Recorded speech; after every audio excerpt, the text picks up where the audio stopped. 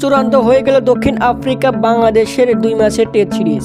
এর আগে এই সিরিজ নিয়ে নানা জল্পনা কল্পনা থাকলেও বিসিবি ফারুক আহমেদ পটিয়া বোর্ডের সঙ্গে আলোচনা করে চূড়ান্ত করেছেন সিরিজ আয়োজন। পটিয়াদের বিপক্ষে 2 টেস্ট আইসিসি টেস্ট চ্যাম্পিয়নশিপের অংশ।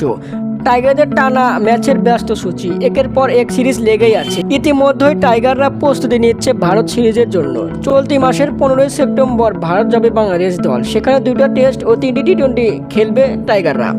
ভারত সফর পরেই ঘরে মাঠে দক্ষিণ আফ্রিকার বিপক্ষে 2টি টেস্ট ম্যাচ খেলবে বাংলাদেশ দল। ঘরে মাঠে টাইগাররা শতগুণে ফিট, চিন্তার নেই কোনো কারণ, জিতবেই বাংলা।